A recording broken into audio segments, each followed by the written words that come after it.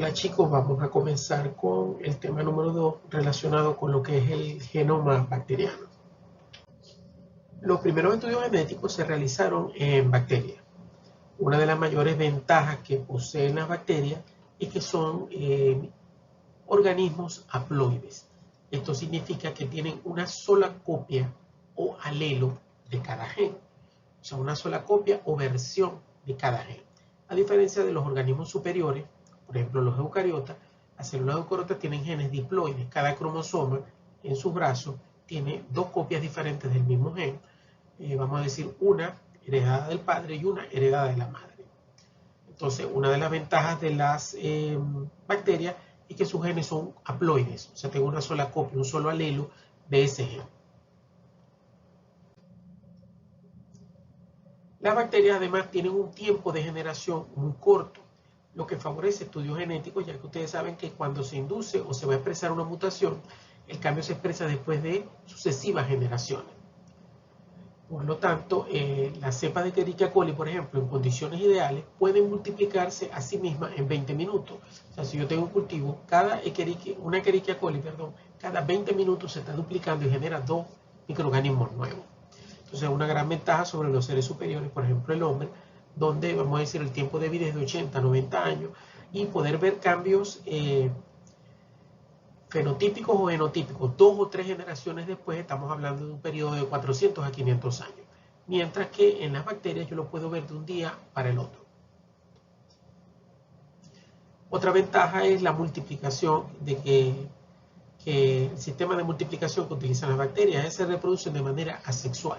Se reproducen por fisión binaria, lo que quiere decir que toda la progenie va a ser genéticamente idéntica a su célula madre o padre, y cada uno de los descendientes va a tener exactamente la misma carga genética. O sea, son clones. A partir de la célula madre se derivan dos células hijas exactamente iguales y con la misma carga genética. Cuando se realiza un estudio genético, se requiere que múltiples individuos sean estudiados para detectar el cambio en una propiedad particular.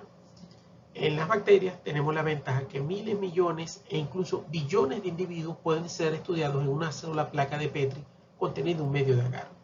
Ya que, como les mencioné, se multiplican muy rápidamente. Voy a poder ver los cambios a lo largo del tiempo en diferentes generaciones y en un espacio reducido, miles o billones de individuos. Otra ventaja que tienen es que cuando ellas crecen en un medio sólido, ellas forman colonias, lo que permite utilizar técnicas de purificación y aislamiento para separar poblaciones mixtas, como es el caso de cuando se hacen estudios de mutagénesis dirigida. Yo aplico un agente para lograr una mutación en ciertos individuos. Entonces, pocos individuos van a obtener la mutación, la gran mayoría no va a adquirir la mutación. Por lo tanto, cuando yo coloco en una placa de Petri, voy a poder determinar cuáles son el pequeño número de colonias que adquirieron el agente mutágeno o adquirieron la propiedad, y de esa manera poder seleccionarla. En cuanto al genoma bacteriano, la molécula de ácido nucleico de las bacterias es el ADN, y ese ADN posee la mayoría de los genes necesarios para lo que es el crecimiento y funcionamiento de esa bacteria, y vamos a decir es lo que se denomina el cromosoma. El cromosoma de una bacteria está formado por ADN y contiene la mayoría de los genes necesarios para lo que es crecimiento, multiplicación y funcionamiento de la bacteria como tal. El cromosoma bacteriano está compuesto por una sola molécula de ADN circular de doble cadena, que en las bacterias que tienen el cromosoma más grande llega a 5 millones de pares de base. El tamaño va a depender del microorganismo. Y la mayoría de las bacterias posee un solo cromosoma, es decir, una sola molécula de ADN en su célula. Entonces, el genoma bacteriano está compuesto por un ADN de doble cadena que puede ser hasta de 5 millones de pares de base. Es un cromosoma circular único.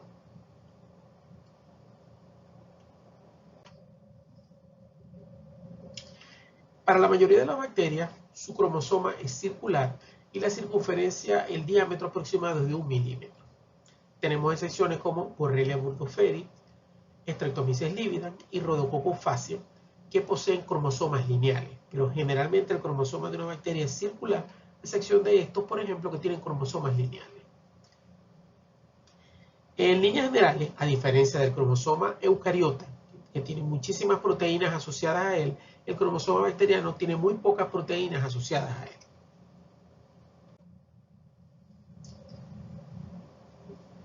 Adicionalmente al cromosoma, las bacterias pueden tener material genético extracromosómico, o sea, ubicado fuera del cromosoma, como son los plásmidos y bacteriófagos, virus que infectan bacterias, siendo estos independientes del cromosoma bacteriano y pueden transmitirse de una célula a otra.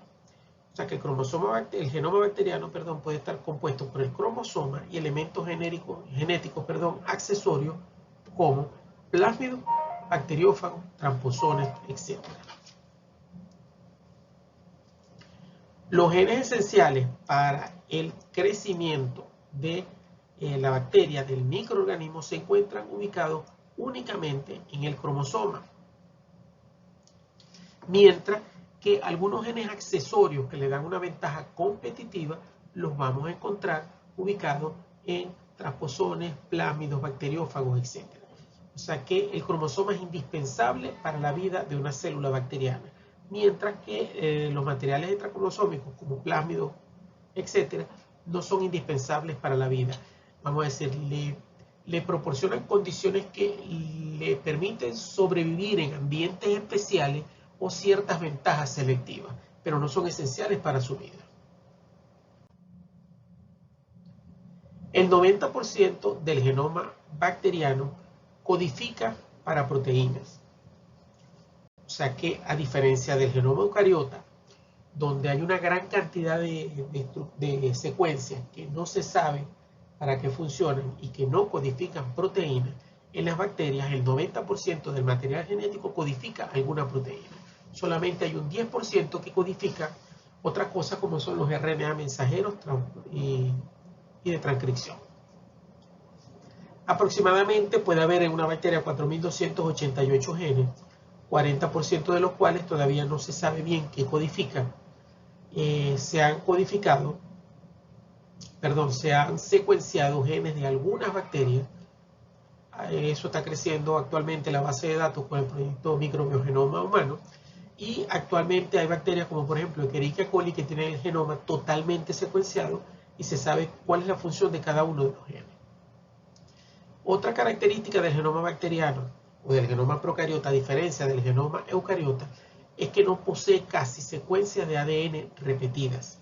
A diferencia del genoma eucariota, que hay secuencias satélites que se repiten muchas veces dentro del material genético, en el caso del genoma bacteriano no hay secuencias repetidas, o casi no hay secuencias repetidas.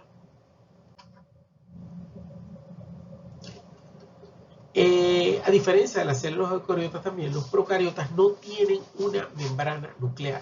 Recuerden que en una célula eucariota tengo un núcleo y dentro del núcleo tengo el material genético.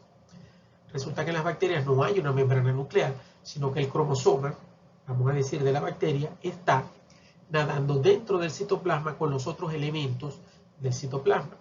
Y está localizado en una región especializada dentro del citoplasma que se llama la región del nucleoide. Entonces recuerden, las bacterias no tienen núcleo. Esto que está acá, fíjense, es una bacteria. Y esto que está por acá afuera es su cromosoma, el genoma. Entonces la primera pregunta que surge es, ¿cómo puede entrar todo esto que está aquí afuera dentro de esta célula tan pequeña que mide de 0,5 a 1 micra? Eso se debe a la topología o al arreglo del ADN para poder penetrar al interior de la célula. Fíjense, aquí tengo un ADN sin enrollar, o sea, totalmente relajado, y debo colocarlo todo dentro de la célula. Y fíjense que no me ocupa todo el espacio de la célula, él ocupa una pequeña porción del cromosoma. Entonces, para hacer eso, el ADN debe ser súper enrollado. O sea, además de que él se pliega en una doble hélice, esa doble hélice se súper enrolla y se pliega a su vez, como lo ven acá, para formar una estructura súper enrollada negativamente que pueda entrar dentro de la bacteria.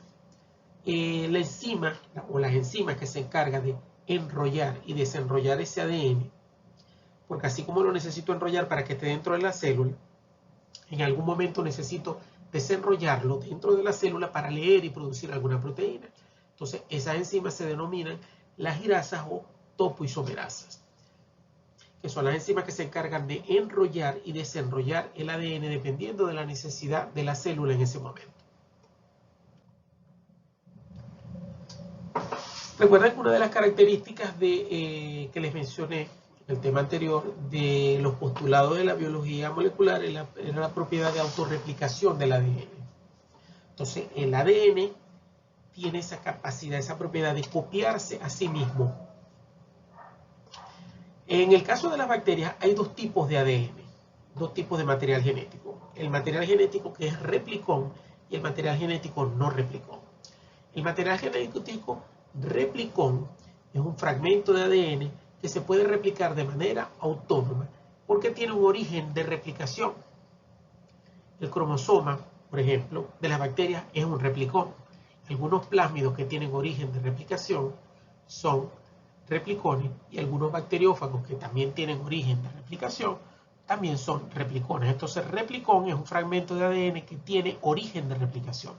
El origen de replicación no es más que la secuencia o la porción de ADN por donde se comienza a copiar o a replicar ese ADN. En el caso del cromosoma, el origen de replicación se llama ORI-C, ORI de origen, C de cromosoma. En el caso de los plásmidos es el ORI-P y en el caso de los bacteriófagos lo podemos llamar ORI-D de vector. Por otro lado, tenemos que un fragmento de ADN no replicón es el que carece de origen de replicación y solo se puede replicar si se recombina con un replicón. O sea, un fragmento de ADN que no tiene la capacidad de replicarse de manera autónoma. Únicamente se puede replicar cuando la célula se replica y están todas las enzimas disponibles. O que por recombinación él sea capaz de adquirir un origen de replicación e incorporarlo dentro de su cromosoma.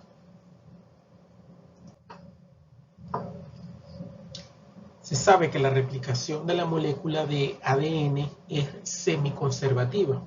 Esto quiere decir que cada una de las cadenas es copiada y a cada una de ellas se le genera una hebra nueva de ADN.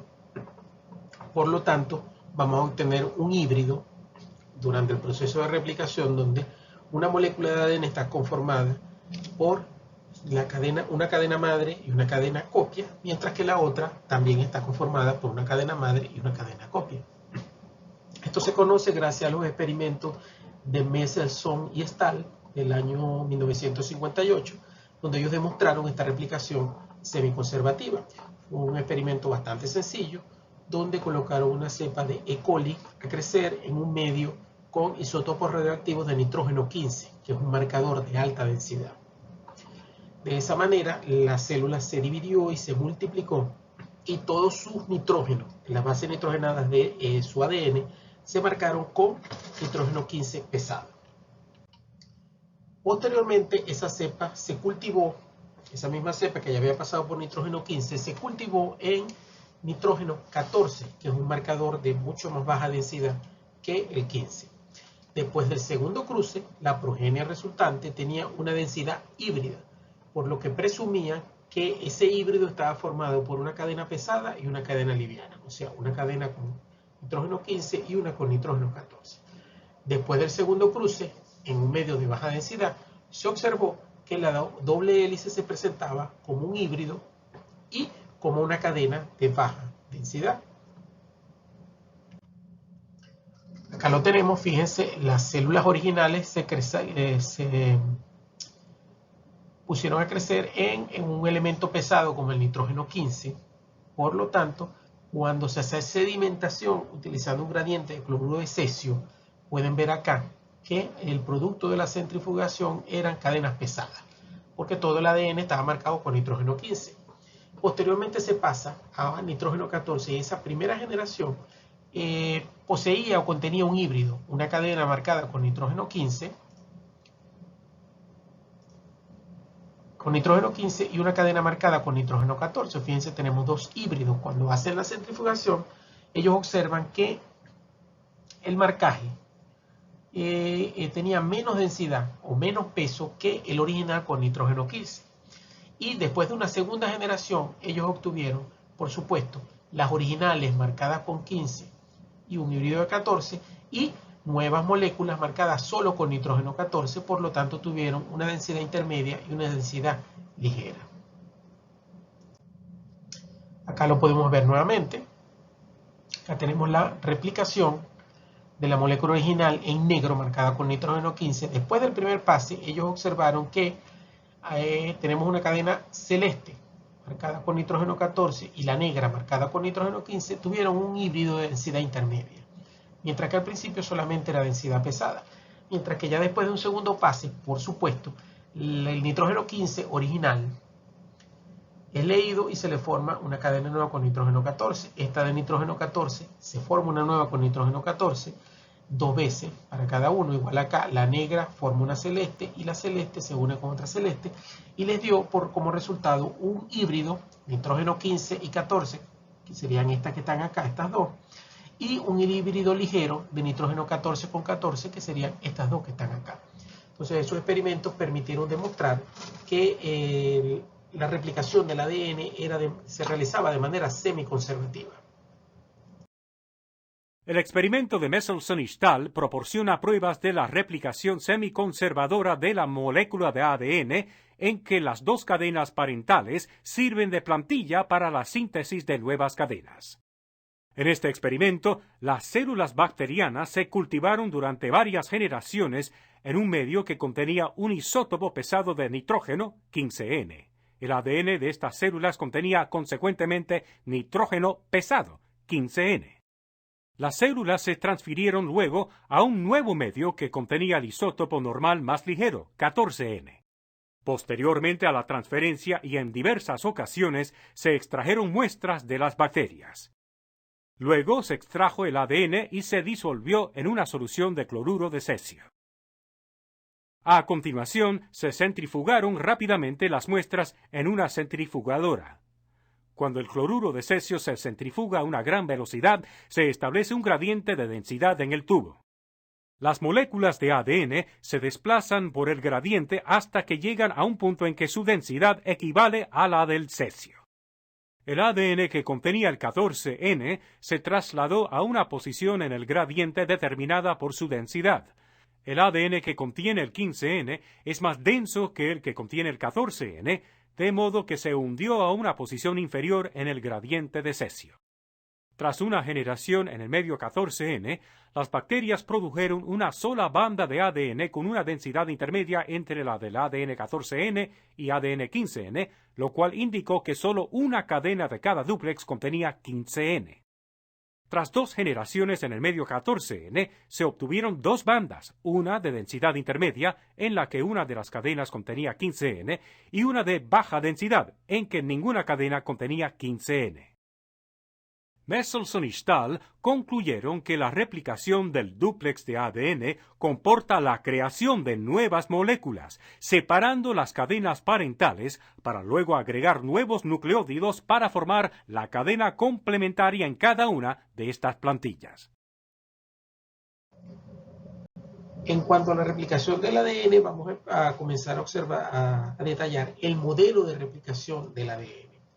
Este modelo de replicación, o la manera en que se replica el ADN, se da en tres etapas. Una etapa de iniciación, una etapa de elongación y una etapa de terminación. El ADN bacteriano es una molécula circular, covalentemente cerrada, por lo tanto no hay extremos libres.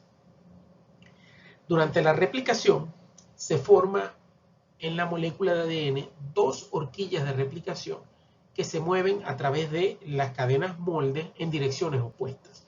O sea, imagínense un círculo donde en la parte superior abrimos una burbuja, comenzamos a replicar o a copiar esas dos cadenas de ADN y las dos horquillas se dirigen en direcciones opuestas a lo largo de ese ADN y van separando las dos hebras de ADN hasta llegar al final donde se unen nuevamente. Entonces se forma una horquilla de replicación. Esas horquillas de replicación son dos, es una horquilla de replicación, que se forma en el origen de replicación y se mueve en dos direcciones. Por lo tanto, vamos a tener dos horquillas de replicación que tienen un punto de partida y se dirigen las dos hacia el otro extremo. Recuerden que es circular la molécula, se dirigen hasta el otro extremo y se encuentran nuevamente. Como les mencioné, el cromosoma bacteriano tiene un origen fijo de replicación, o sea, un sitio por donde comienza la replicación, que en el caso de Escherichia coli se denomina orice. Y vamos a decir, esa elongación o la copia de esas dos cadenas de ADN termina aproximadamente a 180 grados del origen de replicación. Recuérdense que es una estructura circular.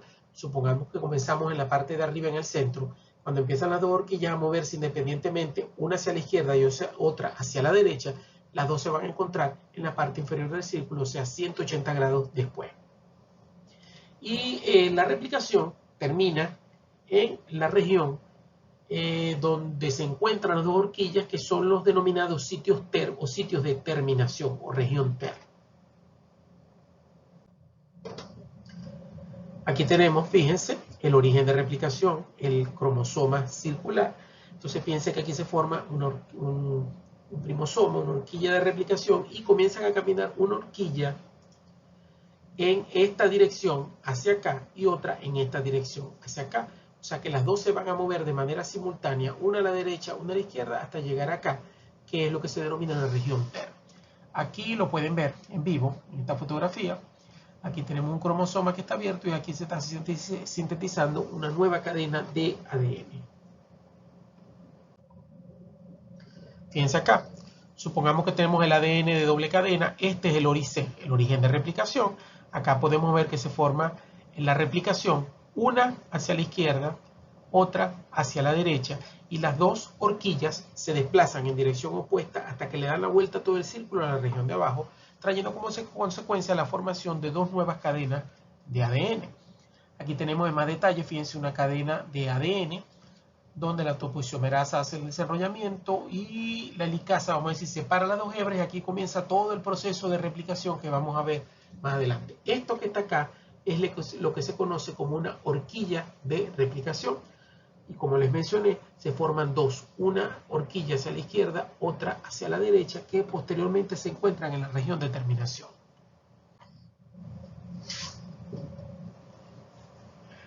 La replicación es un proceso bastante complejo que afecta un conglomerado de actividades enzimáticas, o agrupa un conglomerado de actividades enzimáticas.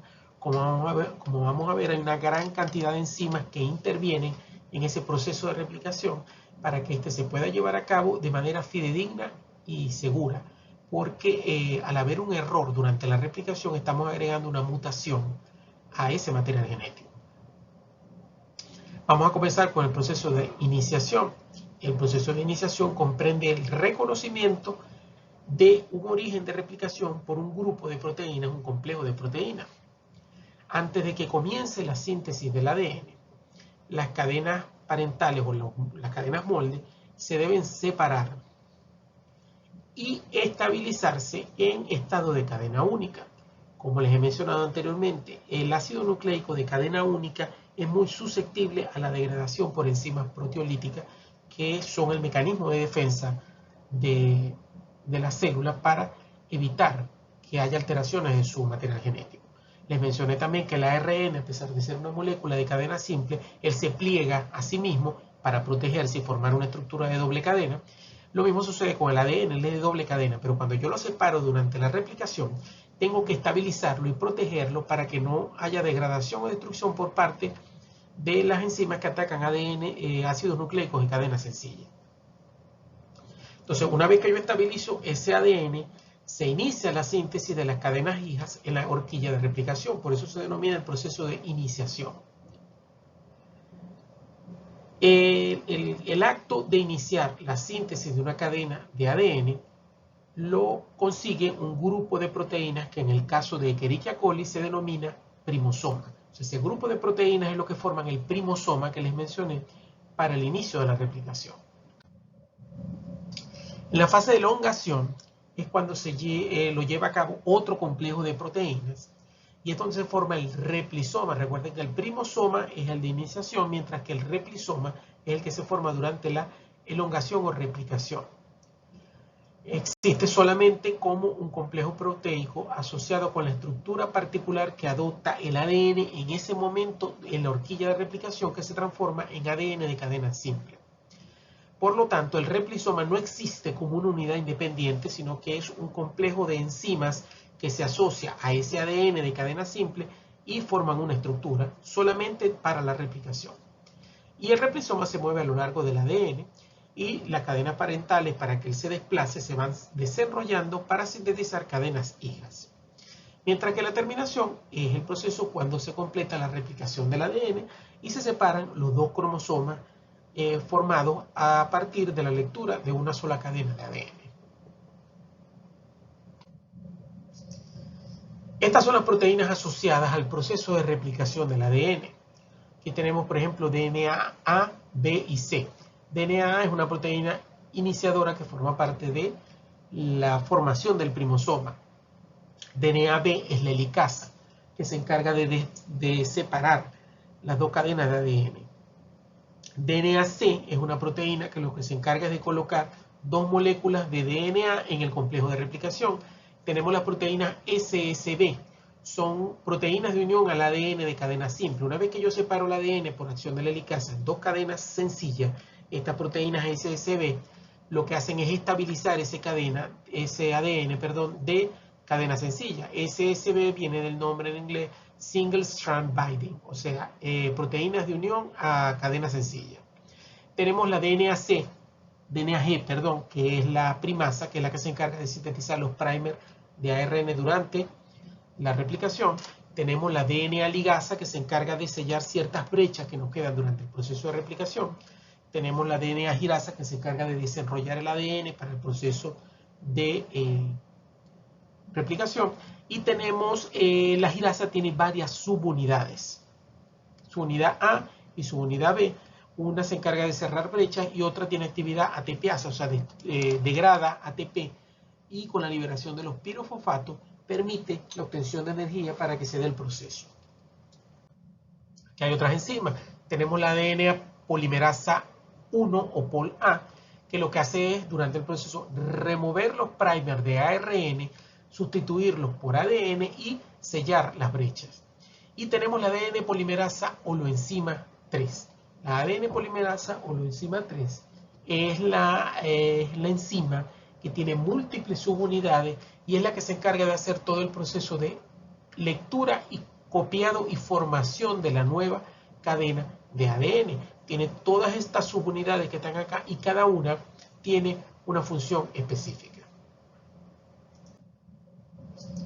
Entonces, en el proceso de iniciación para la replicación del ADN, se necesita primero separar la doble cadena en un sitio específico. Ese sitio específico es el origen de replicación. O sea, la replicación del ADN no comienza en cualquier parte, no comienza únicamente en el origen de replicación. ¿Para qué? Al separarlas, cada una de esas cadenas yo las pueda leer y crearle una cadena hija. Cada cadena madre de esas dos cadenas me sirvan de molde de lectura para ir colocando los nucleótidos que necesito para formar una copia de ese ADN. Ese origen de replicación, como vamos a ver más adelante, tiene ciertas características que permiten que se inicie allí la replicación. Esta configuración abierta, o sea, los ADN de simple cadena, tiene que ser estabilizada para que la síntesis pueda ocurrir y allí interviene un gran número de proteínas. El proceso es llamado iniciación y es el punto central de todo el proceso de replicación del ADN. En cuanto al ORIC, la región mínima que se necesita tiene que tener al menos 245 pares de base en un estado de superenrollamiento negativo y puede dividirse en base a su función en dos partes. O sea, el origen de replicación generalmente tiene aproximadamente 245 pares de base, está desenrollado y posee dos regiones o dos partes, dos secciones dentro de la secuencia. Ella posee 4 secuencias consenso repetidas, 5', 3', con esta estructura que está acá. Fíjense esta secuencia que está acá. De 9 pares de base, que son estas 9 pares de base que ven ustedes aquí. de 9 pares de base o 9 MERS se llama también, ubicadas al lado derecho del origen de replicación, o sea, downstream. Entonces, yo tengo el origen de replicación. A la derecha tengo 4 secuencias, consensos. Secuencias consensos son secuencias conservadas que se repiten. Entonces, tengo el origen de replicación. Hacia la derecha tengo 4 secuencias repetidas de 9 pares de base con esta secuencia que está acá en dirección 5', 3'. Todo lo que está ubicado a partir de un punto, por ejemplo, en este caso el origen de replicación, hacia la derecha se llama downstream. Mientras que todo lo que está ubicado hacia la izquierda de un punto, en este caso el origen de replicación, se llama secuencias upstream, o sea, por encima de ese punto o por debajo de ese punto. Entonces, una de las regiones son las cajas, vamos a decir, las secuencias de 9 MERS o 9 pares de base, que son 4 hacia el lado derecho, y además tenemos 3 secuencias en tándem de 13 pares de base o 13 MERS, que son ricas en adenina, timina, localizadas del lado izquierdo de OR y C. Una secuencia en tándem quiere decir que son secuencias que están repetidas pero que están pegadas una detrás de la otra. O sea, termina una y comienza la otra, termina una y comienza la otra. Es una secuencia en tándem. Son secuencias consenso, porque son las mismas secuencias y están repetidas, pero el tándem lo que me quiere decir es que esas secuencias están inmediatamente una detrás de la otra. Mientras que en el caso anterior, las secuencias consenso, las 4 secuencias repetidas, no están inmediatamente una detrás de la otra. O sea, tengo material genético, después puedo tener la otra. O sea, tengo 4 copias hacia la derecha del origen de replicación, pero no están una detrás de la otra. Mientras que las secuencias en tándem me quiere decir que son 3 secuencias consenso repetidas, una detrás de la otra, ricas en adenina timina. Acá lo podemos ver. Fíjense, este es el origen de replicación, una secuencia de 245 pares de base. Acá debo tener el origen de replicación. Y tengo 4 secuencias consenso. Fíjense que tengo una acá. Aquí tengo material genético. Aquí tengo otra y tengo otra. Mientras que de este lado tengo 3 secuencias consenso en tándem de 13 MERS, que son estas, fíjense, una inmediatamente después de la otra. Acá la podemos ver. Aquí está el origen de replicación. Acá tengo las 4 secuencias de 9 pares de base y acá tengo las 3 secuencias en tándem de 3 pares de base. Como pueden ver, estas secuencias de 9 pares de base, estas 4 secuencias son el sitio de reconocimiento de la enzima DNA.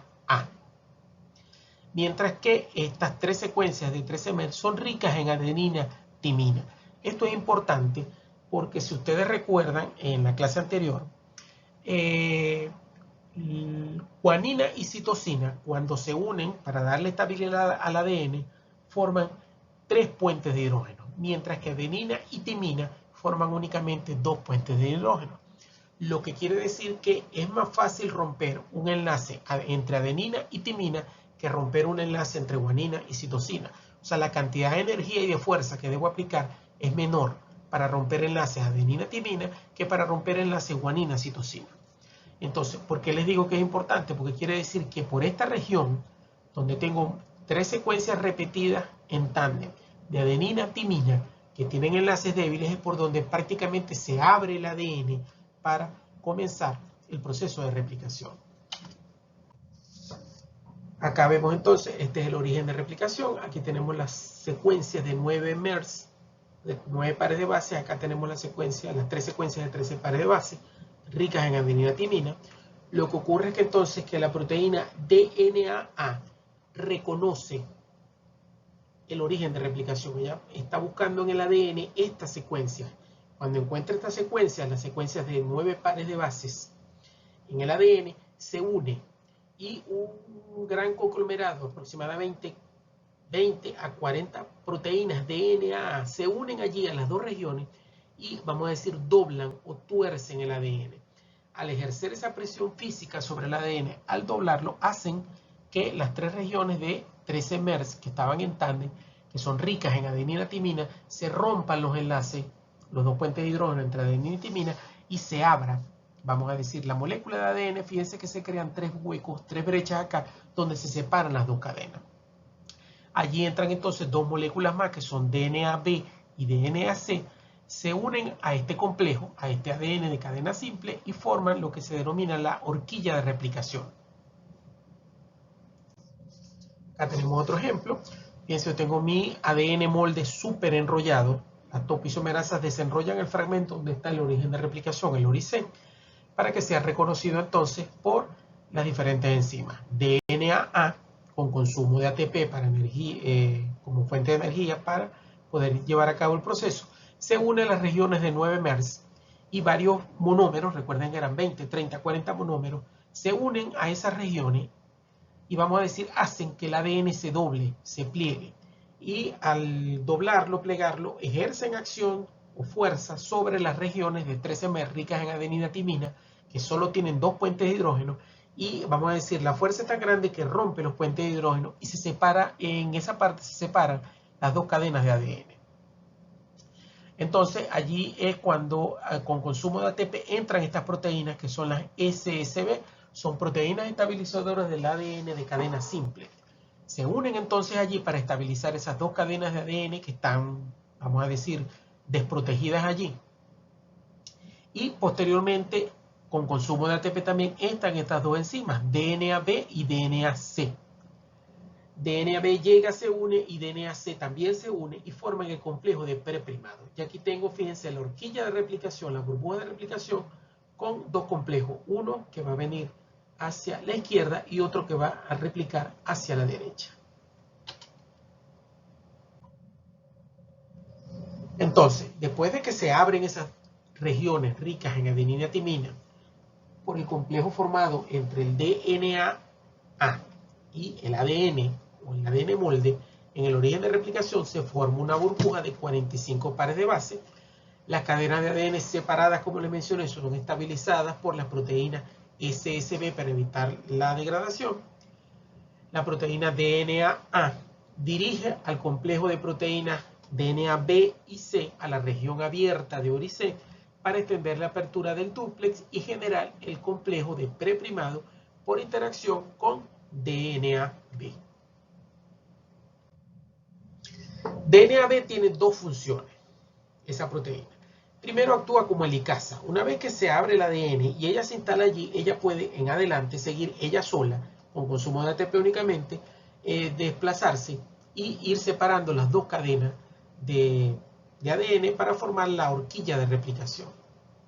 Esa es una de las funciones. Y la otra es marcador o activador de la primasa. La primasa es la DNA-G, que inicia la síntesis de primer de ARN en ambas cadenas. Como vamos a ver más adelante, yo necesito, para que la polimerasa copie, necesito colocar un primer de ARN para que ella pueda continuar la replicación. Debido a que la replicación es bidireccional, como les he dicho, en ambas direcciones, 2 complejos de proteínas DNA, B y C se posicionan al principio, de cada horquilla de replicación, como les mostré en el gráfico anterior. La proteína DNA-C posee también 2 funciones. La primera, inactivar a DNA-B mientras se posiciona en el sitio del ADN denaturalizado libre de SSB. Y una vez logrado eso, DNA-C se disocia de ORIC y permite actuar a la helicasa. O sea, la helicasa ya va a llegar y va a comenzar a desdoblar. Entonces, la helicasa es inhibida por DNA-C. Entonces, ellas llegan, DNA-C se ubica, se posiciona, atrapa a la helicasa, lo coloca en esa posición y se queda pegada a ella para evitar que se active. Ya cuando va a comenzar la replicación, DNA-C se separa para que la helicasa pueda activarse y hacer lo que debe hacer. En el proceso de elongación, el proceso comienza con diferentes enzimas que van a interactuar con cada cadena molde de ADN, polimerizando una nueva cadena de ADN a partir de la lectura de la cadena molde. Este proceso se da con una velocidad de 10 a la 4 pares de bases por minuto. Aproximadamente 60.000 bases se incorporan en un minuto, completando por lo tanto un cromosoma eucariota de más o menos 4.8 megabases, bidireccionalmente en aproximadamente 40 minutos. En este proceso actúan, como ya vieron en el primer cuadro, más de 40 proteínas que de manera coordinada extienden o copian ambas cadenas de ADN en 2 direcciones. El proceso de elongación tiene como tal tres problemas. El primer problema es que las dos cadenas de ADN una es imagen en espejo de la otra. Porque como les dije, son antiparalelas, como les mencioné anteriormente. Una cadena tiene dirección 5', 3', y la otra tiene dirección 3', 5'. Ese es el primer problema. Como consecuencia de ese problema, es que las polimerasas, todas las polimerasas de ADN, lo copian o adicionan ribonucleótidos en una sola dirección. Dirección 5', 3'. O sea que en la cadena que va dirección 3', 5' no tengo problema, porque ya la voy a leer 5', 3'. Pero en la otra cadena es que voy a tener el problema. Esta es la acción de la polimerasa. Aquí tenemos un ADN molde en dirección 3', 5'. Por lo tanto, la polimerasa va a crear una cadena antiparalela, va a trabajar en dirección 5', 3'. Entonces, aquí viene elongando la cadena. Y todas las polimerasas necesitan, para incorporar un nucleótido, un extremo hidroxilo 3' libre. Por lo tanto, solamente trabajan en dirección 5', 3'. No lo pueden hacer al revés, 3', 5'. ¿Por qué? Porque de este lado yo no tengo un OH3' libre, tengo un 5. Y no funciona así, funciona solamente con el 3. Por lo tanto, en este extremo 3' llega la polimerasa. Aquí está el nucleótido, fíjense, un nucleótido trifosfato, tiene 3 fósforos. Llega, lo incorpora. Aquí lo que se hace es que la enzima lo que hace es que rompe el trifosfato, lo transforma en un monofosfato, y al liberar el pirofosfato este que está acá, toda la energía que se libera es lo que utiliza la enzima para incorporar ese nucleótido aquí. Y así lo va haciendo la enzima, nucleótido por nucleótido, uno por uno, siempre en dirección 5', 3'. Entonces, eso crea un problema a la hora de la replicación, porque cuando yo leo la cadena 3', 5', no tengo problema. ¿Por qué? Porque voy a sintetizar 5', 3', que es como trabaja la polimerasa. El problema lo tengo es en la otra cadena, la cadena que estoy leyendo que va en dirección 5', 3', ya que la síntesis va a ser 3', 5', y así en esa dirección no trabaja la polimerasa. Entonces, debido al problema de la direccionalidad de la polimerasa, una sola cadena, que es la cadena líder, puede ser extendida de manera continua en la misma dirección de la horquilla de replicación. O sea, la cadena que va en dirección 3', 5', arranca la polimerasa en dirección 5', 3', y empieza, y cuando termina la replicación ella se detiene. Es lo que se conoce como cadena líder. Pero la otra cadena, que va en dirección opuesta, se reconoce como cadena retrasada. No se extiende, no se puede extender de esa manera, ya que no hay grupos 3 hidroxilos libres en el extremo de la cadena complementaria. Por lo tanto, esa cadena se sintetiza en dirección opuesta a la horquilla de replicación, mientras que la cadena líder se sintetiza en la misma dirección hacia donde se desplaza la horquilla de replicación. La cadena retrasada se duplica en sentido contrario hacia donde se desplaza la horquilla de replicación.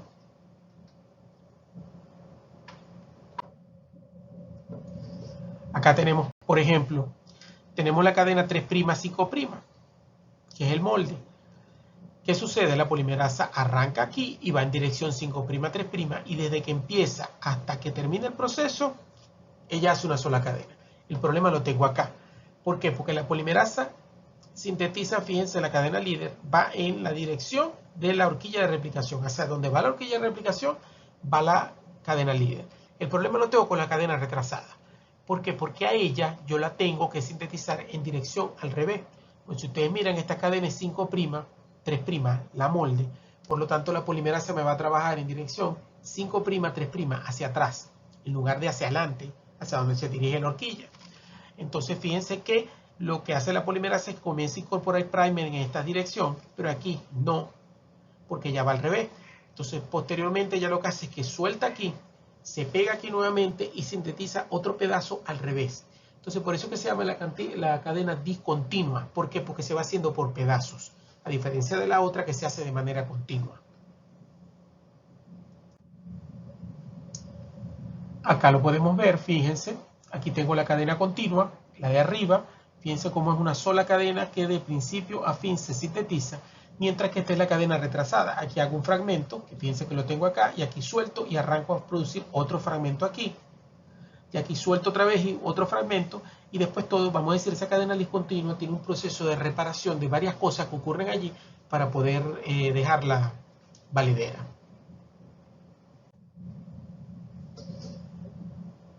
El tercer problema que presenta el proceso de elongación se debe a que la ADN polimerasa no puede sintetizar ADN de nuevo. O sea, no es que me abrieron ahí, llega la polimerasa, aquí está la cadena molde, voy a empezar a copiar. No. La polimerasa solamente puede extender una cadena de ADN cuando tiene una cadenita pegada allí. O sea, ella necesita obligatoriamente un extremo hidroxilo 3' libre para agarrarse de ahí y empezar a copiar. Por lo tanto, necesita un segmento de ADN previo para poder hacerlo. Entonces, se necesita otro mecanismo que proporcione un iniciador, un cebador o un primer que me permitan que haya libre un grupo 3' hidroxilo para la extensión de la cadena. Eso se resuelve con la ARN polimerasa 1, que es la primasa. Esa se encarga únicamente de hacer el primer para que posteriormente pueda la ADN polimerasa o la enzima 3 elongar esa cadena. Entonces, durante la elongación, luego que el complejo de preprimados se establece, se forma en cada horquilla de replicación dos complejos diferentes, pero esos dos complejos interactúan entre sí. Uno tiene la ADN polimerasa 3 holoenzima que les mencioné, que sintetiza las cadenas nacientes de manera coordinada. Hay una holoenzima de esas para cada cadena. Mientras que el otro contiene el primosoma. Este consiste de un complejo multienzimático de 7 subunidades posicionado a lo largo del molde de la cadena retrasada y desarrolla ambas cadenas molde y sintetiza primer de ARN o fragmentos de Okazaki. O sea que yo tengo la enzima, vamos a decir, copiándome el ADN, pero por delante de esa enzima tengo que tener otro complejo que lo que hace es separar la doble cadena de ADN por acción de la helicasa, estabilizar esas cadenas con proteínas SSB, y tengo que tener a la polimerasa 1 colocándome un primer para que pueda la holoenzima 3 empezar a producir la copia del ARN. Entonces, la cadena líder, como les mencioné, no tiene problema. Yo la primo una sola vez. O sea, DNAG, que es la polimerasa 1, llega, me hace un primer y arranca en la misma dirección de la horquilla de replicación y copia toda la cadena de ADN.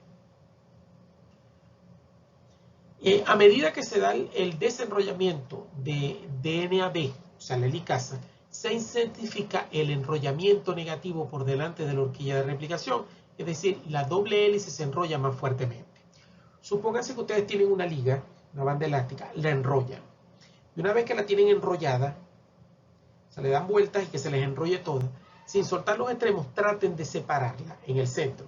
Ustedes pueden agarrar los dos lados y los van separando. Y a medida que los van separando, ustedes ven que al separarlos allí, todo lo que estaba enrollado en el centro se desplaza hacia los lados y se enrolla mucho más, ¿no? Eso sucede igualmente con el ADN. Entonces, para eliminar ese enrollamiento o liberar toda esa energía del enrollamiento acumulado del ADN a medida que se va separando las dos cadenas, existen lo que les mencioné, que son las enzimas topoisomerasa o enzimas girasa. Son enzimas que se encargan de liberar el enrollamiento negativo que se acumula durante el proceso de replicación. Acá tenemos entonces que las topoisomerasa actúan produciendo cortes en ambas cadenas de ADN, relajando el superenrollamiento o supercoiling y llenando nuevamente, sellando nuevamente ambas cadenas. Aquí tenemos un ejemplo. Aquí tenemos 1, 2, 3 vueltas, ¿verdad? Fíjense que yo tengo el fragmento ML que pasa por encima del XY. ¿Qué es lo que sucede? La topoisomerasa llega acá, rompe XY, lo pasa por encima de ML, como lo ven aquí, y ya desenrolló una vuelta. O sea, quitó, vamos a decir, presión a la cadena. Entonces, además de la holoenzima 3, que me va copiando el ADN, además del primosoma, que va adelante con la helicasa separando las dos cadenas de ADN, tengo que tener por delante del primosoma una topoisomerasa que me va cortando el ADN, ¿para qué? Para irle sacando el enrollamiento negativo y no se acumule la presión allí. Acá tenemos Otro ejemplo, las topoisomerasas o las girasas no solamente se encargan de desenrollar, ellas también son las encargadas de enrollar. Así como vimos en el proceso anterior, donde ellas, vamos a decir, cortaban y relajaban, ellas pueden cortar y enrollar más, que es el proceso natural que se hace cuando el ADN se empaqueta dentro de un cromosoma, para formar el cromosoma y pueda caber dentro de una bacteria. Acá tenemos una molécula de ADN con dos superenrollamientos. Puedo tener una isomerasa que trabaje solamente rompiendo una de las dos cadenas y relajando el ADN. O puedo tener otro tipo de corte donde ambas cadenas son rotas y al romperla, vamos a decir, libero el enrollamiento también. En la fase de elongación, como les mencioné, la ADN polimerasa 3 es la principal enzima que se requiere para este proceso. Es la que se encarga de copiar el ADN y sintetizar una cadena nueva. Ella está presente en muy pequeñas cantidades dentro de las células, apenas hay de 10 a 20 moléculas por cada célula, y tiene un peso molecular bastante grande, aproximadamente de 900 kilodalton, y es una muy eficiente máquina de replicación. Esta polimerasa 3 está conformada por varias subunidades. Tenemos subunidades alfa, subunidades tau, subunidades beta y gamma. Cada una de ellas tiene una función específica. Por ejemplo, la subunidad beta mantiene a la polimerasa pegada al ADN, hace que la polimerasa no se separe del ADN molde. En la subunidad gamma, por ejemplo, es el cargador de la tenaza que vamos a ver más adelante, que lo que hace es que coloca las subunidades de procesividad en el ADN. Entonces, ¿cómo está conformada esa polimerasa? Tengo primero un dímero formado por dos subunidades beta y un complejo gamma. O sea, tengo dos subunidades beta y gamma, reconocen al primer para formar el complejo de preiniciación. O sea, que una vez que la polimerasa 1 me hace el primer en el ADN que está abierto de cadena simple, dos moléculas de beta y una de gamma reconocen ese primer. Y vamos a decir, forman el complejo de iniciación. El complejo gamma rompe el ATP y transfiere las subunidades beta a la plantilla que ya está cebada. O sea que la subunidad gamma lo que hace es romper ATP para obtener energía y hacer que las dos subunidades beta se peguen a ese primer. Esa pareja de subunidades beta forma una tenaza alrededor del ADN y asegura la procesividad de ese ADN. O sea, son como dos extremos que se cierran alrededor del ADN de manera que el ADN, esa cadena molde, no se puede salir de allí. Por lo tanto, el complejo gamma es el cargador de la tenaza y utiliza el ATP como fuente de energía para unir esas subunidades beta o esas tenazas al ADN. La unión al ADN cambia la conformación del punto sobre el que beta se une al complejo gamma. Como resultado, este tiene ahora una elevada afinidad por el core. O sea, gamma se une a las unidades beta. Cuando las dos unidades beta se unen alrededor del ADN, la configuración del punto de unión entre las unidades beta y gamma cambia, y gamma pierde afinidad por las dos subunidades B. Por lo tanto, estas dos subunidades B ganan afinidad y están disponibles para unirse al core o el núcleo activo de la enzima. Por lo tanto, la polimerasa 3 se une a esa tenaza o a esas dos subunidades beta para realizar el proceso de replicación. Por lo tanto, una vez que se une, el core o el núcleo de la enzima es que se acerca y llega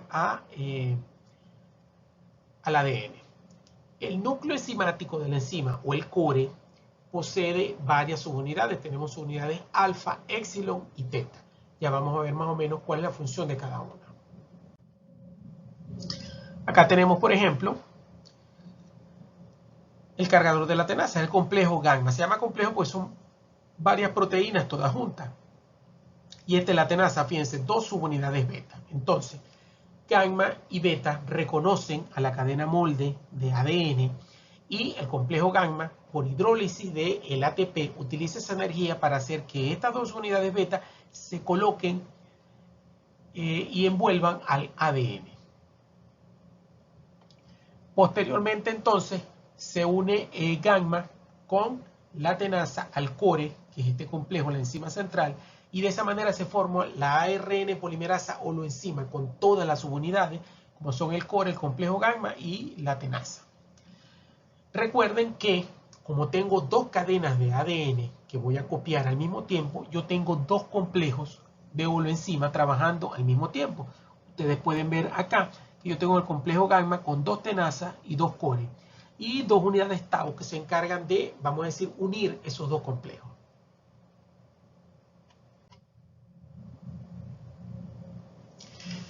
Dentro de la polimerasa, la subunidad alfa tiene la capacidad de sintetizar ADN.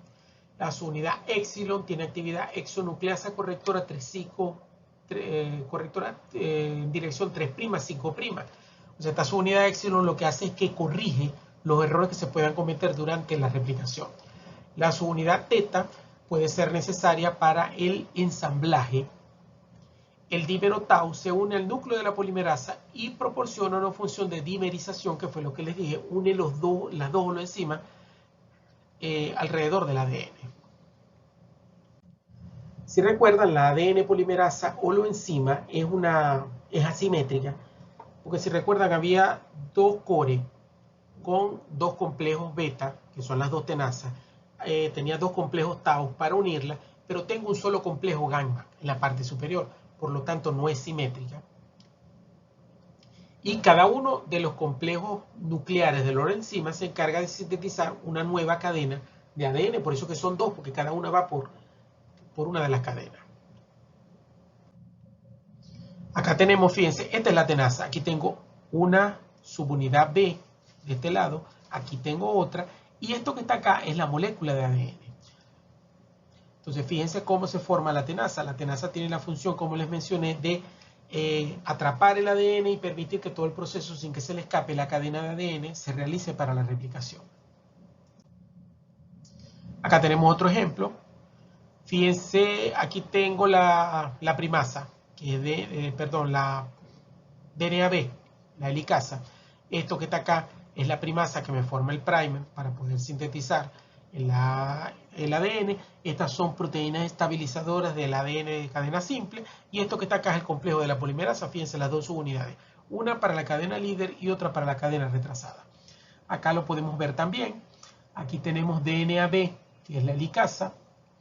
Acá tenemos la polimerasa, que está sintetizando las dos cadenas de ADN. Fíjense que en la cadena líder no hay problema, ella trabaja en dirección 5', 3', es una sola cadena continua.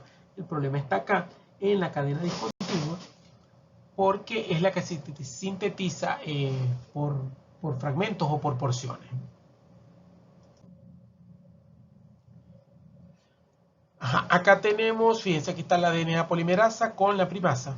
Fíjense que aquí comienza la replicación en dirección 5', 3' sin problema en la cadena líder, mientras que en la cadena retrasada yo utilizo DNAG, que es la primasa, que lo que hace es formarme un primer para que entonces la polimerasa de este lado empiece a sintetizar en una cadena, pero fíjense que es en dirección contraria a la de la horquilla de replicación, que es hacia arriba.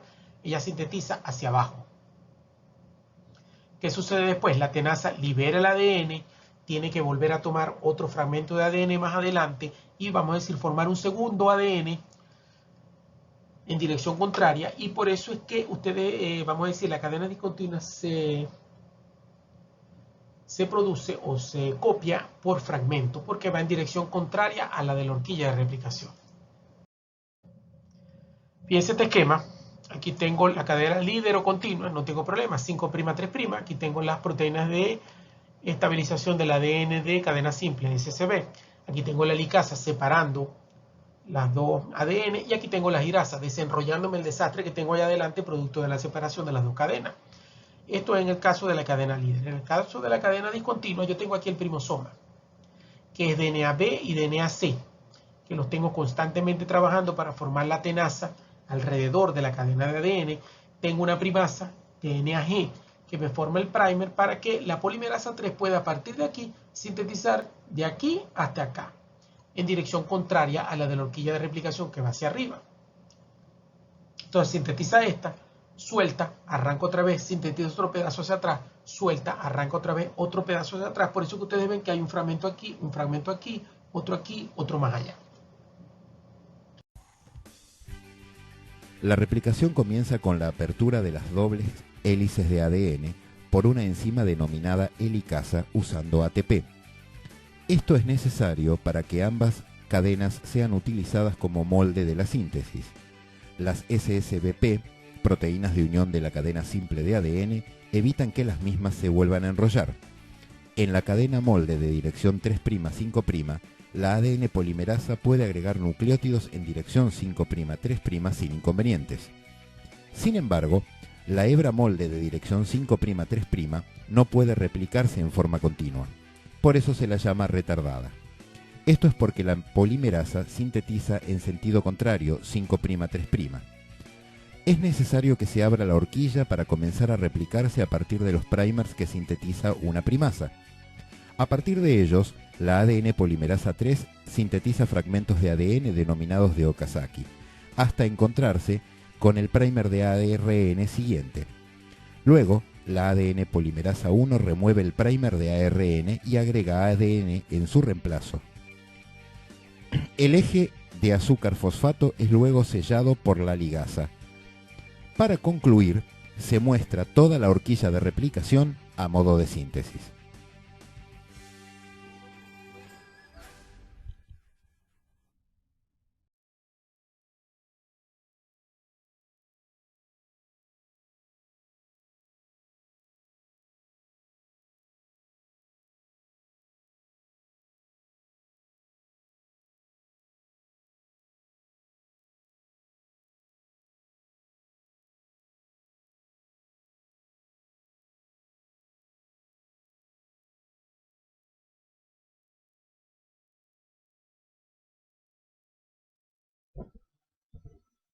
Les habla Prometeo. Os traigo la tercera entrega del ADN. Todo lo que necesitéis saber sobre la duplicación. Un vídeo animado cogido de una página web que estará en la descripción. Espero que os sirva, suscribiros si os ha gustado y darle un like. Penetramos ahora en el núcleo de una célula para aislar una molécula individual de DNA. Veamos más de cerca una molécula de DNA. El DNA consiste en una doble hélice de cadenas polinucleotídicas. Desenrollemos ahora un tramo de DNA para examinar las cadenas en detalle.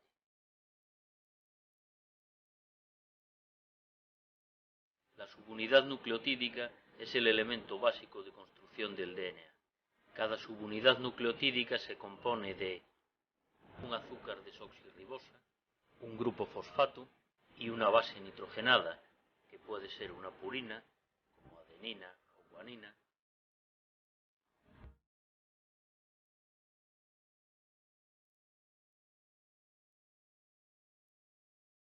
o una base pirimídica, como timina o citosina.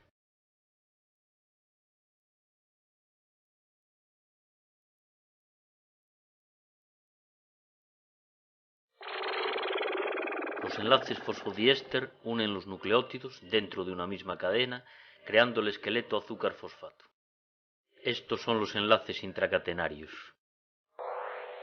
Las dos cadenas están unidas por puentes de hidrógeno entre bases nitrogenadas. Estos son los enlaces intercatenarios.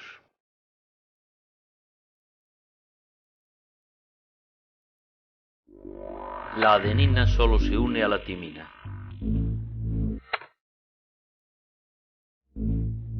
Y la citosina solo se une a la guanina. La especificidad en el emparejamiento de bases implica que las cadenas son complementarias. Si hay una timina aquí, debe haber una adenina aquí. Y de este modo, ello permitirá a cada cadena actuar como un molde para la síntesis de una nueva cadena durante la replicación del DNA.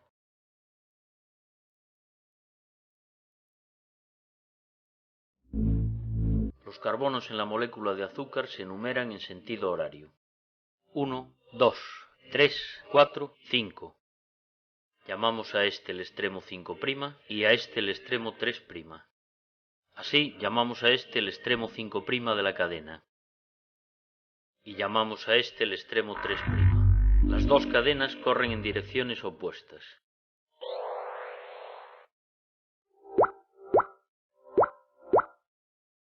En otras palabras, las dos cadenas son antiparalelas.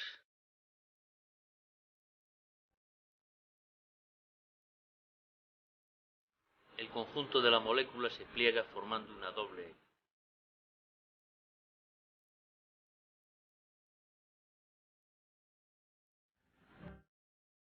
La replicación del DNA. Aspectos generales. Los eventos de la replicación dan lugar a dos moléculas idénticas de DNA. La replicación del DNA es semiconservativa, con cada cadena parental actuando como molde para la síntesis de una nueva cadena complementaria. En primer lugar, el DNA se desenrolla y se rompen los puentes de hidrógeno entre las dos cadenas. Este proceso es ayudado por el enzima helicasa. Las proteínas enlazantes a cadena simple, SSB, evitan que las cadenas se vuelvan a unir. Esto crea una burbuja de replicación. Las burbujas de replicación se forman en múltiples lugares a lo largo de la molécula de DNA, aumentando considerablemente la velocidad de la replicación.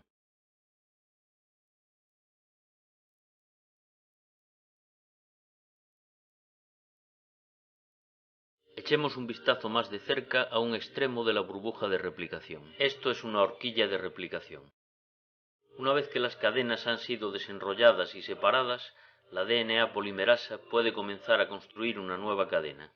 La hebra conductora es la nueva cadena que crece de modo continuo hacia la horquilla de replicación. La DNA polimerasa construye la nueva cadena en dirección 5' a 3'. Sin embargo, la DNA polimerasa no puede iniciar una nueva cadena, solo puede prolongar una cadena preexistente. La RNA primasa coloca los primeros nucleótidos de la nueva cadena. El segmento resultante de RNA cebador proporciona un extremo 3' libre al que enlazarse. La DNA polimerasa puede ahora ir colocando los nucleótidos complementarios a medida que se desplaza a lo largo de la cadena molde.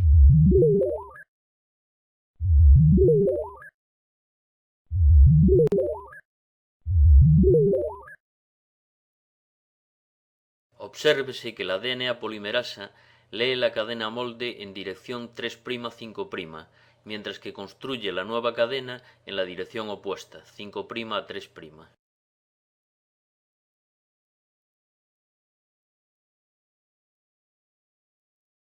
La hélice continúa desenrollándose y abriéndose, permitiendo a la hebra conductora crecer de modo continuo en la dirección de la horquilla de replicación.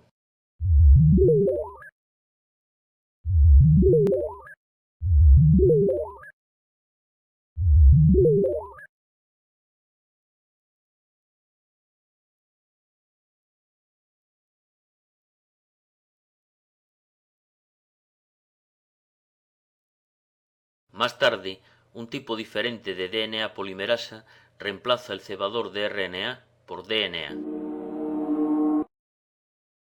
¿Cómo se forma la nueva cadena de DNA? Veamos el proceso con más detalle.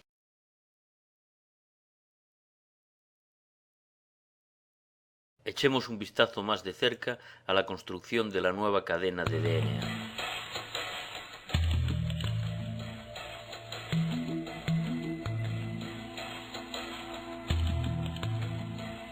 La DNA polimerasa 3 trae el siguiente nucleótido trifosfato. Obsérvese los 3 grupos fosfato. La energía es liberada cuando se rompe este enlace. Esta energía se usa para polimerizar la nueva cadena de DNA. La polimerización es el proceso por el que se forman las nuevas cadenas. Observemos el proceso en acción otra vez.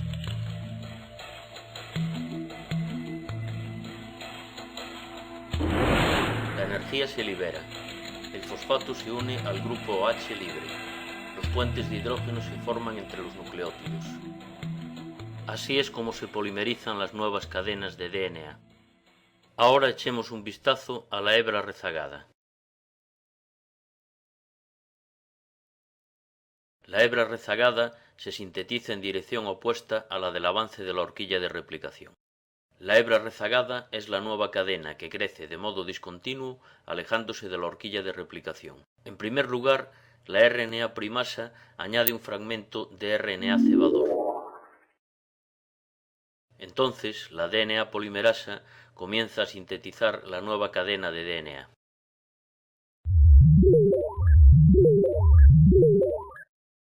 Antes de que pueda continuar la síntesis de la hebra rezagada, la hélice debe de continuar desenrollándose.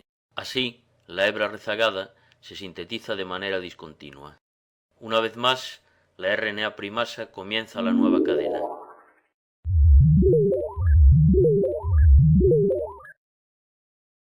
Los tramos discontinuos se denominan fragmentos de Okazaki. Al igual que en la hebra conductora, una DNA polimerasa diferente cambia el cebador de RNA por DNA. Esta DNA polimerasa cambia el RNA por DNA.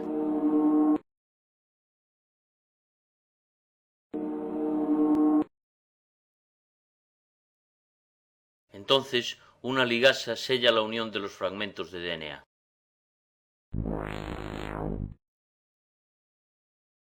La replicación continúa de este modo a lo largo de la hebra rezagada. Cells like these prokaryotic E. coli cells replicate themselves quickly and efficiently. Part of the process of asexual reproduction is the ability of cells to make identical copies of their DNA before cell division occurs.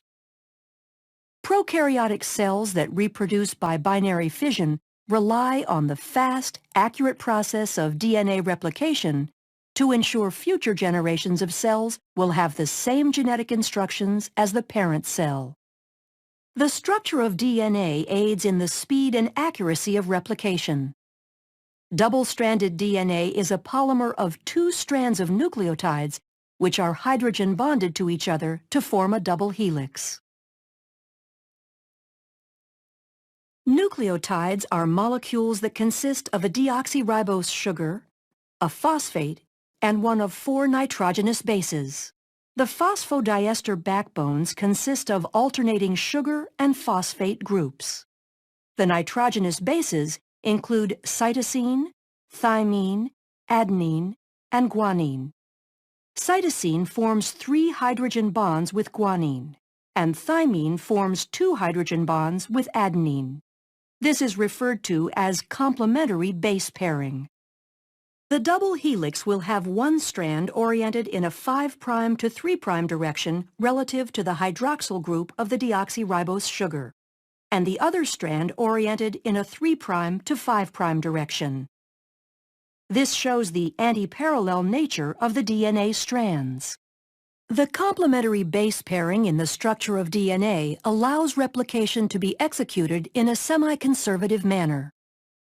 Each strand of the DNA molecule is used as a template in the creation of a new double strand.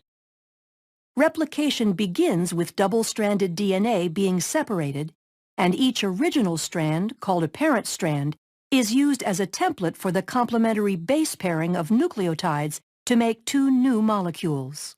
DNA replication occurs in the 5' to 3' direction, adding new nucleotides to the 3' end of the newly forming strand. DNA replication will begin at a specific area of the molecule called the origin of replication. The origin of replication denotes the area of active replication called the replication fork. In order to understand how complex eukaryotic organisms replicate DNA, scientists first studied replication in prokaryotic models like E. coli. A number of enzymes are needed for replication to proceed once the replication fork is established. Helicase separates the strands of the double helix, and single-stranded binding proteins stabilize the newly single-stranded regions. DNA gyrase is used to make sure the double-stranded areas outside of the replication fork do not supercoil. Once the replication fork is stable, DNA polymerase catalyzes the addition of new nucleotides to the growing daughter strand. Other proteins, such as beta clamps and the clamp loader, help hold the DNA polymerase in place on the DNA. Short sequences of RNA, called primers, have to be paired to the template strands by the enzyme primase because DNA polymerase cannot begin to add nucleotides without a primer. Replication of both strands occurs at the same time, one using continuous synthesis and the other discontinuous. Continuous synthesis occurs on the 3' to 5' oriented parent strand, referred to as the leading strand. New nucleotides are added to the 3' end, moving continuously toward the expanding replication fork. Discontinuous synthesis occurs on the parent strand that is oriented 5' to 3', called the lagging strand, and is completed in segments called Okazaki fragments. Replication on this strand uses primase to add primers ahead of the 5' end of the lagging strand. DNA polymerase III then adds short sequences of nucleotides, the Okazaki fragments, to the primer, filling in the gap. As the helix is opened further, this process repeats until the entire strand is replicated.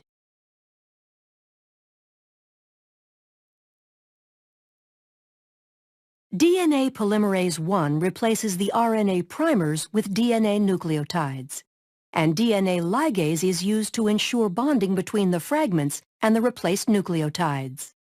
Once both the leading and lagging strands have completed their replication, two identical copies of the DNA molecule result. The process of DNA replication allows actively dividing bacterial cells to make sure all daughter cells have the same genetic instructions as the parent cell, allowing them to function in the same manner.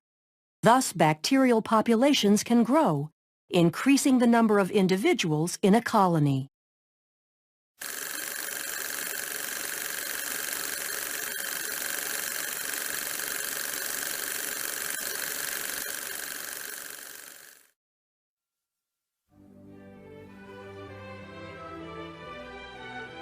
Buen día a todos. Les doy la bienvenida, alumnos de Biología de Introducción a las Ciencias Médicas de la UNE. Soy John Aso, pero soy más conocido como el Dr. Aso.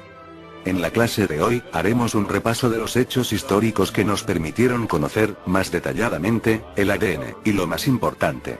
Veremos, a través de videos, cómo se lleva a cabo la replicación del ADN. Primero, de manera esquemática, y luego, gracias a la tecnología, podremos ver este proceso, a nivel macromolecular.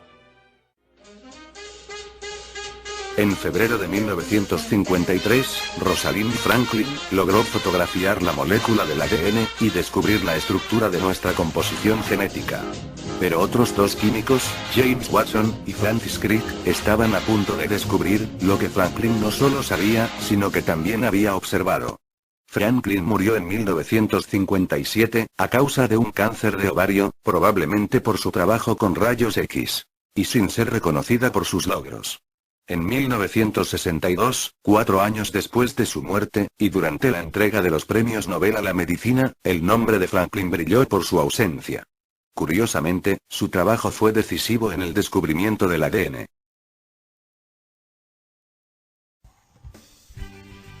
La replicación comienza con la apertura de las dobles hélices de ADN por una enzima denominada helicasa usando ATP.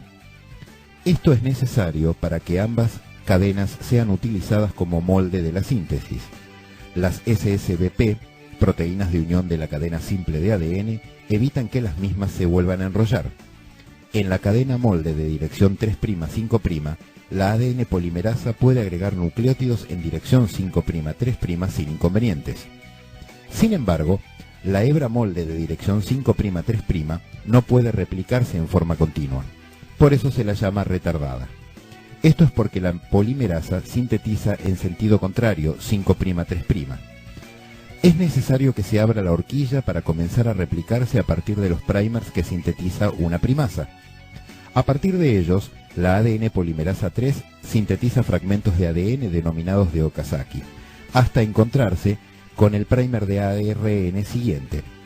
Luego, la ADN polimerasa 1 remueve el primer de ARN y agrega ADN en su reemplazo. El eje de azúcar fosfato es luego sellado por la ligasa. Para concluir, se muestra toda la horquilla de replicación a modo de síntesis.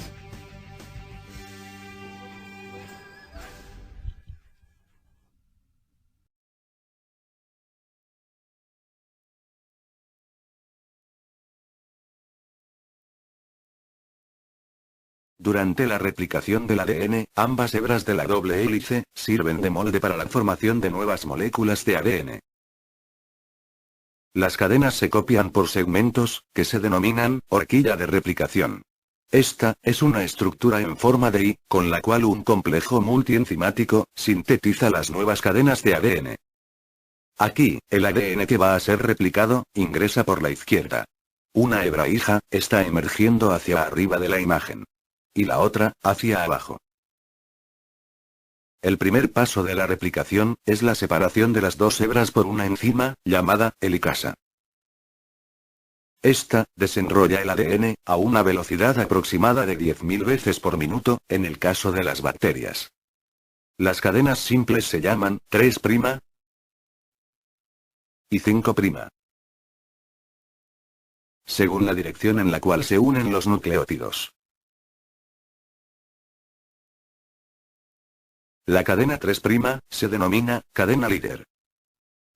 Esta es utilizada por la ADN polimerasa como un molde continuo para sintetizar la primer cadena hija. La otra mitad de la doble cadena de ADN se denomina retardada. Y tiene la orientación opuesta. Por lo tanto, requiere un mecanismo de copia más complejo. A medida que emerge de la helicasa, la cadena retardada se separa en regiones llamadas fragmentos de Okazaki. Estos son luego presentados a una segunda enzima de ADN polimerasa, en la orientación 5', 3'. Estas regiones pueden ser replicadas adecuadamente en sentido inverso. Cuando se completa la replicación, se libera el segmento terminado, y se trabaja sobre el siguiente. Aunque este mecanismo puede parecer complicado, se han omitido detalles del mismo, para evitar mayor confusión. Las cadenas simples expuestas son cubiertas por proteínas que se fijan a ellas. Y en algunos sistemas, existen múltiples fragmentos de Okazaki. La realidad molecular es muy distinta de las imágenes que suelen verse.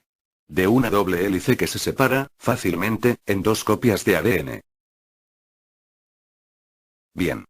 Espero que os haya gustado esta mini conferencia, tanto como a mí. Ojalá volvamos a vernos. Os deseo que todos aprobéis introducción, y podáis ser excelentes médicos, como yo, el día de mañana. Muchas gracias. Y hasta luego.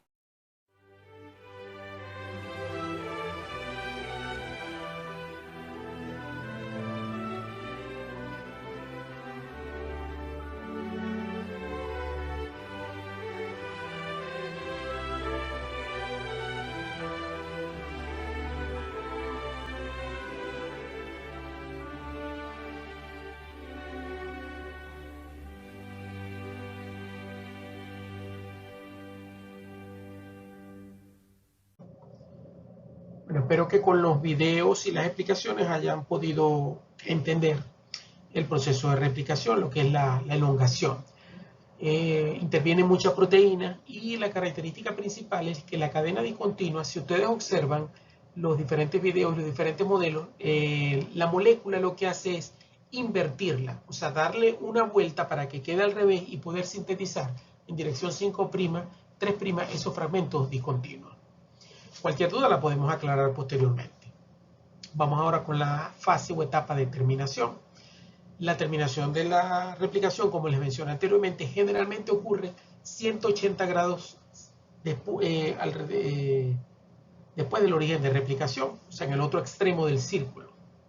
ya que el cromosoma es circular. El cromosoma tiene allí en esa región de terminación lo que se conoce como las regiones TER. Esas regiones poseen múltiples terminadores de la replicación y esto consiste en secuencias cortas de ADN que se unen a proteínas terminadoras. En Escherichia coli, los sitios TER tienen 22 pares de base de longitud. O sea, no son más que secuencias que lo que van es deteniendo la velocidad o frenando la horquilla de replicación hasta que se detiene totalmente y se disocia todo el complejo.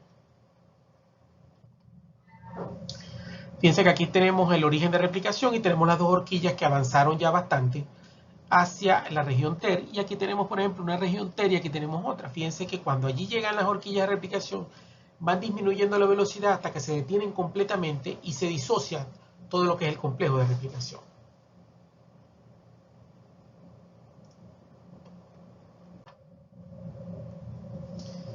En el caso de Escherichia coli, estas regiones TER o de regiones de terminación son reconocidos por monómeros de proteínas TUS. Entonces los sitios TER están distribuidos en Escherichia coli en una amplia región del cromosoma de 50 kilobases. Se piensa que esos sitios sirven para disminuir, como les mencioné, la velocidad de las horquillas de replicación. Algunos sitios TER están orientados a detener la horquilla de replicación que tiene sentido horario, o sea, la que va hacia la izquierda, mientras que otros están orientados para detener la horquilla de replicación que va en sentido antihorario, la que va hacia la derecha. Se cree que algunas proteínas que están unidas al ADN interfieren con la horquilla de replicación. Si las proteínas están en una orientación no permisiva, la horquilla de replicación, la actividad de la horquilla es bloqueada, al igual que la actividad de la helicasa, que es la que separa el ADN. Por el contrario, si la orientación es permisiva, esta se va a desplazar, a permitir, que se desplace la helicasa y siga desdoblando ADN, separando las dos moléculas de ADN, de las dos cadenas, para seguir copiando esa cadena. Acá tenemos, por ejemplo, ORI-C, cromosoma de Escherichia coli. Fíjense, estos son monómeros de proteína TUS en todas estas regiones TER que están acá.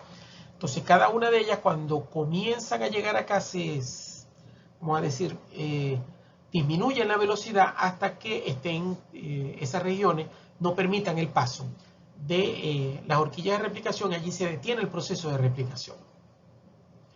Esto es el mismo ejemplo, pero en el caso de Bacillus subtilis, donde a diferencia de Escherichia coli, que tiene varias, él solamente tiene dos regiones TER. Acá está la proteína TUS. La proteína TUS se une de manera asimétrica a TER y bloquea la replicación en una sola dirección.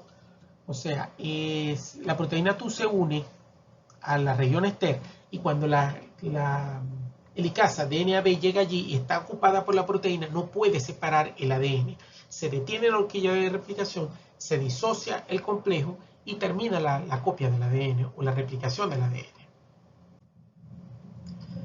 Bueno, espero les haya quedado claro la parte de replicación del ADN.